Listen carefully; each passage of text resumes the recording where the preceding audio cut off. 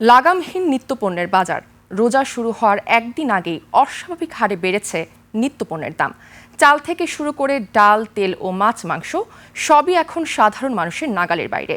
বাজার নিয়ন্ত্রণে প্রশাসনের কঠোর নজরদারি দাবি করেছে দিশেহারা ক্রেতারা। প্রতিনিধিদের তথ্য ছবিতে desk report. Nova LED TV, ঝকঝকে ছবি, নিখুঁত শব্দ, 5 বছরের ওয়ারেন্টি। নোভা মানি সঠিক মান, নিশ্চিত সেবা। শুরু হচ্ছে পবিত্র মাহে রমজান, অথচ আগেই উত্তরের প্রধান বাণিজ্য কেন্দ্র রংপুরের সিটি বাজার সহ বিভিন্ন মোকামে পণ্যের দামে আগুন। সবচেয়ে বেশি বেড়েছে আতপ চালের দাম। বস্তাপতি বেড়েছে 800 থেকে 1000 টাকা। চালের বাজারে এই অস্থিরতা ছাড়িয়েছে মোটা ও চিকেন চালেও। কেজিতে বেড়েছে 4 থেকে 6 টাকা।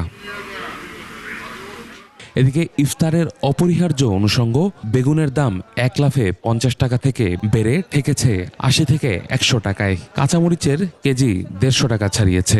শসা, ফুলকপি কিংবা লেবুর দাম বেড়েছে প্রায় 3 গুণ। মাছ আর মুরগির বাজারেও নেই স্বস্তি। 160 টাকার ব্রয়লার এখন 200 আর 250 টাকার কক মুরগি বিক্রি হচ্ছে 330 টাকায়। ভোজ্য তেল লিটারে বেড়েছে 50 থেকে 70 টাকা। ব্যবসায়ীরা এই অস্বাভাবিক মূল্য বৃদ্ধির জন্য দুষছেন অদৃশ্য সিন্ডিকেটকে। রমজানের শুরুতেই নিত্যপণ্যের মূল্য অস্বাভাবিক বৃদ্ধির বিষয়টিতে ক্ষুব্ধ প্রতিক্রিয়া জানিয়েছে ক্রেতারা।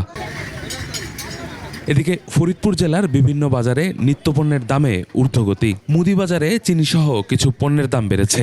এ জেলার বাজারগুলোতে বেগুন কেজি প্রতি 60 থেকে 80, পেঁপে 40, করলা 140, টমেটো 40 এবং লেবু হালি প্রতি 60 টাকায় বিক্রি হচ্ছে। লাউ 30 থেকে 50, মিষ্টি কুমড়া 40, ফুলকপি 40 ও বাঁধাকপি 20 টাকায় বিক্রি হচ্ছে। এছাড়া পেঁয়াজ কেজি প্রতি 60, রসুন 100, ছোলা 80, মসুরের ডাল 140, মুগ ডাল 170 টাকায় মিলছে।